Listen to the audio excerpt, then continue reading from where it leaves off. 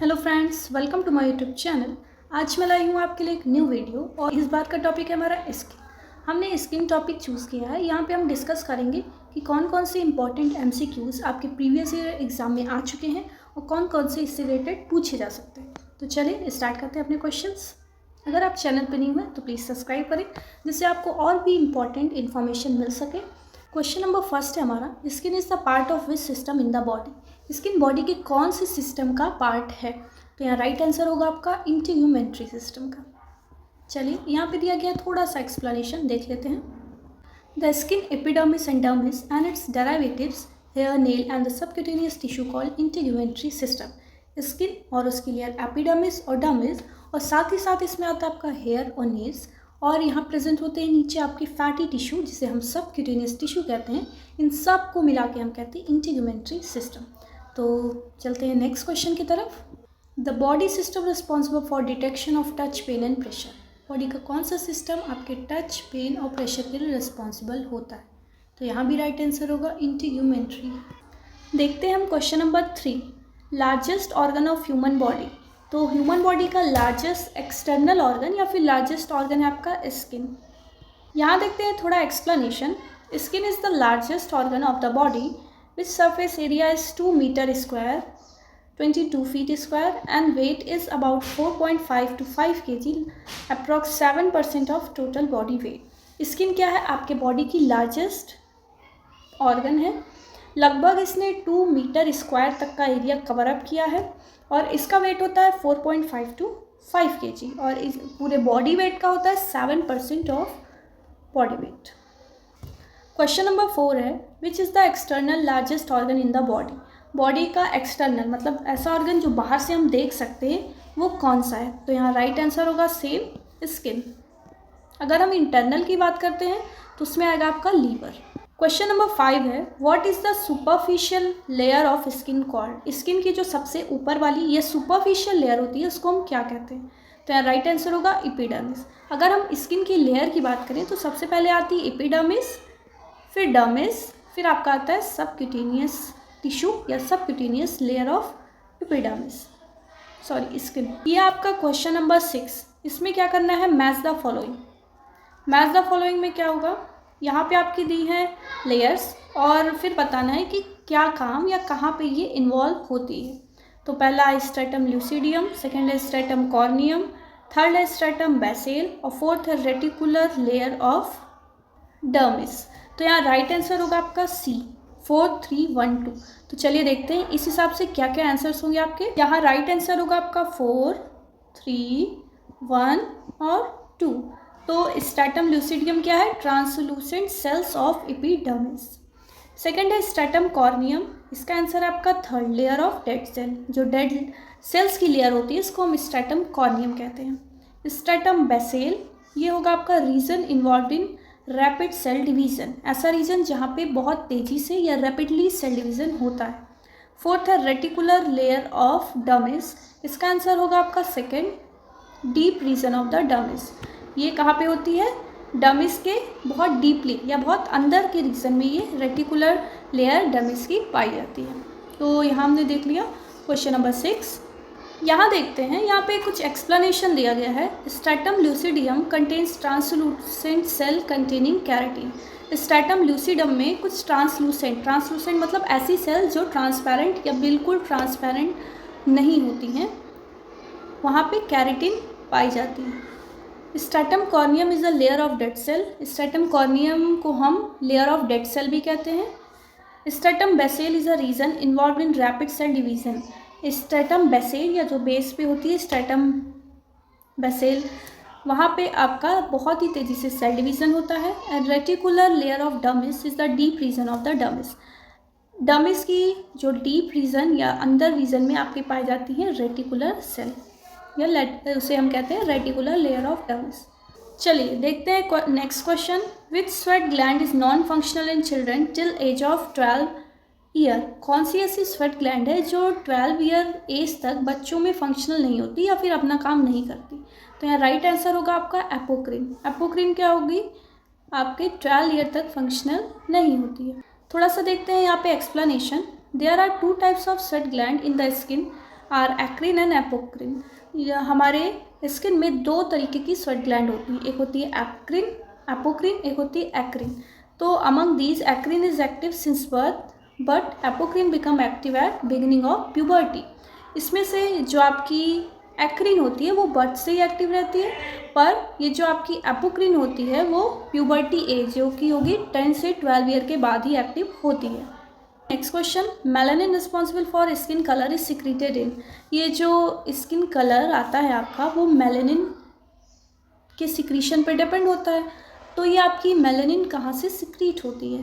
Right answer होगा आपका germinative layer. यहाँ पे देखते हैं थोड़ा सा explanation. Melanocytes are the cell found in the lower epidermis. Melanocytes जो सेल होती हैं वो आपके एपिडर्मिस के लोअर पार्ट में पाई जाती है। स्ट्रेटम बेसिल और जर्मिनेटिव लेयर, जहाँ पे स्ट्रेटम बेसिल या जर्मिनेटिव लेयर होती है, which form a pigment called melanin, वो मेलानिन नाम के पिगमेंट को बनाती है। Melanocyte comprise from 5 to 10% of cell in the germinative layer of epidermis. Melanocytes की लगभग 5 से 10% सेल आपकी कहाँ पाई जाएगी? जर्मिनेटिव लेयर ऑफ एपिडर्मिस में। Melanin pigment gives colour to hair, substantia nigra of the brain and the cornea of the eye. ये जो आपकी मेलानिन पिगमेंट होती है वो आपके हेयर को कलर देती है, सब्सटेंशिया निग्रा ब्रेन के सब्सटेंशिया निग्रा में, और आपके आई में भी कलर देती है। तो ये हो गए क्वेश्चंस। देखते हैं next question, the pigment responsible for skin tanning is. ऐसा पिगमेंट जिससे स्किन टैनिंग होती है। यहाँ राइट आंसर होगा आपका कैरोटीन। यहाँ पे देखते हैं explanation. Melanin, melanoid and keratin called skin pigment which are responsible for tanning black brown color of skin। Melanin हुआ, मेलानॉइड हुआ और कैरोटीन हुआ, ये सब क्या होते हैं? स्किन पिगमेंट होते हैं जो आपके टैनिंग के लिए या फिर स्किन के ब्राउन या ब्लैकिश ब्राउन कलर होने के लिए रिस्पॉन्सिबल होते हैं। देखते हैं question number 10, hair colour in humans turn white due to absence of which of the following pigment. जो हमारे बालों का कलर वाइट हो जाता है वो कौन से पिगमेंट की कमी से होता है? तो यहाँ ऑप्शन में है आपके मेलानिन, मेलाटोनिन, बिलिरुबिन या बिलिवर्टिन। तो यहाँ पे राइट आंसर आपका मेलानिन। मेलानिन अगर हमारे हेयर में से कम होगा तो हमारे हेयर वाइट होने लगते हैं। देखते हैं question number 11, pigment which gives colour to skin and hair is. ऐसा कौन सा पिगमेंट है जो आपके स्किन और हेयर को कलर देता है? तो यहाँ राइट आंसर होगा आपका मेलानिन। क्वेश्चन नंबर 12 है, in human body sebaceous gland are not found in. हमारे पूरे शरीर में सीबेशियस ग्लैंड होती हैं, पर ऐसी कौन सी जगह है जहाँ पे सीबेशियस ग्लैंड नहीं होती? तो ऑप्शन में देख लेते हैं, axilla, soles of the feet, palm of the hand या बोथ बी एंड सी। तो यहाँ राइट आंसर क्या होगा? बोथ बी एंड सी, मतलब हैंड के पाम में और पैरों के सोल में भी सीबेशियस ग्लैंड नहीं होती है। यहाँ पे देखते हैं थोड़ा सा एक्सप्लेनेशन दिया है। In human body sebaceous gland are absent in palm of the hand of the feet. Human body में हैंड के पाम में और फीट के सोल में सीबेशियस ग्लैंड एब्सेंट होता है। Only sweat glands are present in this area. यहाँ पे क्या प्रेजेंट होती है? सिर्फ स्वेट ग्लैंड प्रेजेंट होती है जिससे पसीना या स्वेट हमारा सिक्रीट हो सकता है। क्वेश्चन नंबर 13 है, application of the cool clothes to the axilla, जिसे हम आर्मपिट कहते हैं, डिक्रीजेज बॉडी टेम्परेचर थ्रू। जब हम आर्मपिट में या अपने हाथों के नीचे जो आपका एक्जिला रीजन होता है वहाँ पे हम ठंडा क्लॉथ या कपड़ा अप्लाई करते हैं, तो वहाँ ये जो मेथड है टेम्परेचर को कम करने का, इस मेथड को हम क्या कहते हैं?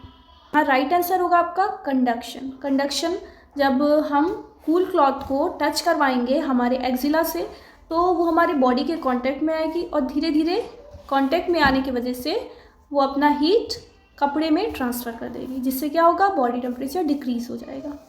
तो ये ऑप्शन यहाँ पे राइट होगा कंडक्शन। ये आपका एग्जांपल है कंडक्शन का। यहाँ देखते हैं थोड़ा explanation. Cold and hot application transfer the heat bye conduction method. अगर हम कोल्ड एप्लीकेशन या हॉट एप्लीकेशन कर रहे हैं तो इस मैथड को हम कहते हैं conduction method. Loss of body heat by means of transfer to the surrounding cooler area या एयर करंट और air flow is called convection. जब हमारे आसपास की एयर ठंडी है और हमारा बॉडी हीट उसमें ट्रांसफ़र हो रहा है या फिर हमारे आसपास के एयर फ्लो से हमारा हीट का एक्सचेंज हो रहा है, तो हम उसको कहेंगे convection.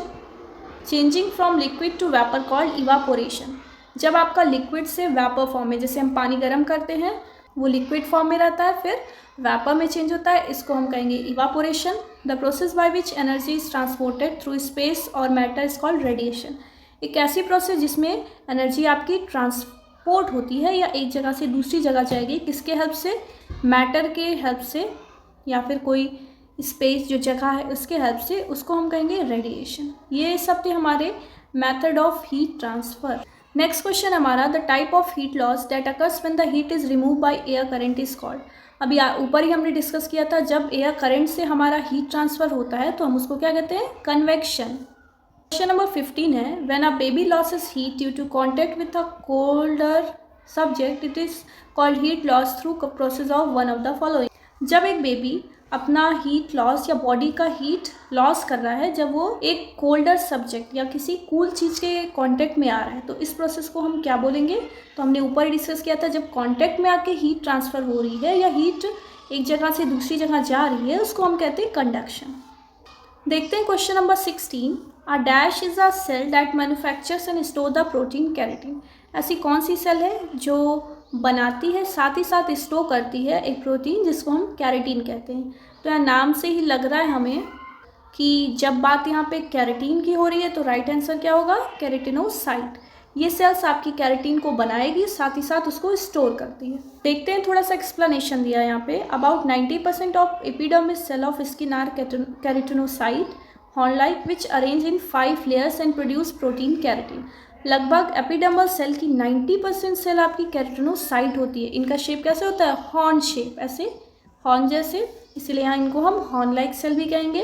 Which arrange in 5 layers, और इनकी कितनी लेयर्स होती हैं? 5 लेयर्स होती हैं, और ये प्रोड्यूस करती है कैरेटिन, इसीलिए इनका नाम पड़ गया है कैरेटिनोसाइट।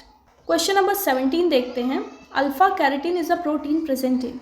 ये जो अल्फा कैरेटिन प्रोटीन है वो कहाँ पे पाई जाती है? तो कैरेटिन हम किसके बारे में डिस्कस कर रहे थे? स्किन के लेयर्स में। तो ये कहाँ पाई जाएगी? स्किन में। यहाँ पे दिया गया है थोड़ा सा अल्फा कैरेटिन के बारे में। Alpha keratin is a family of hard protein polymers that are found only in epithelial cell of skin, hair and nail to provide structural strength and prevent water loss. Alpha keratin एक ऐसी family से या ऐसी protein से belong करती है जो hard polymers की बनी होती है, और ये सिर्फ एपिथेलियल सेल में पाई जाती है, स्किन के, हेयर के और नेल्स के। और इनका क्या काम रहता है कि ये स्ट्रक्चर के स्ट्रेंथ को बढ़ाए या फिर उसको और स्ट्रॉन्ग बनाती है, और वाटर लॉस को भी बचाती है कि बॉडी से या फिर जहाँ पे ये प्रेजेंट है वहाँ पे वाटर लॉस भी ना हो। क्वेश्चन नंबर 18 है, keratin the simple protein is present in. Keratin कहाँ पाई जाएगी आपकी? अभी ऊपर हमने देखा था नोज में रहेगी, लिगामेंट, आइज या नेल्स। तो ये प्रेजेंट होती है, देखिए ऊपर डिस्कस किया, स्किन, हेयर या नेल्स। तो राइट आंसर क्या होगा यहाँ पे? नेल्स में। क्वेश्चन नंबर 19 है, which of the following help to prevent water loss through skin. कौन सी ऐसी प्रोटीन यहाँ जो ऑप्शन में दी गई है वो आपके वाटर लॉस को प्रिवेंट करती है? तो राइट आंसर क्या होगा? कैरेटिन। कैरेटिन आपके वाटर लॉस को प्रिवेंट करती है, साथ ही साथ उसको स्ट्रेंथ प्रोवाइड करती है। देखिए ये जो क्वेश्चंस हम डिस्कस कर रहे हैं वो आपके प्रीवियस ईयर क्वेश्चंस में आ चुके हैं, तो इसलिए प्लीज़ वीडियो को एंड तक देखिए जिससे आपको इंपॉर्टेंट क्वेश्चन मिल सके। अब देखते हैं question number 20। A protective protein which is main structural component of hair, nail and epithelial cell is. वही क्वेश्चन यहाँ पूछा गया है, कौन सी ऐसी प्रोटीन है जो आपके हेयर, नेल और एपिथेलियल सेल में पाई जाती है? तो यहाँ राइट आंसर क्या होगा? कैरेटिन। तो यहाँ डिस्कस कर लिए हमने 20 क्वेश्चन। इसके आगे का डिस्कस करेंगे हम अपनी नेक्स्ट वीडियो में। So thank you for watching my video.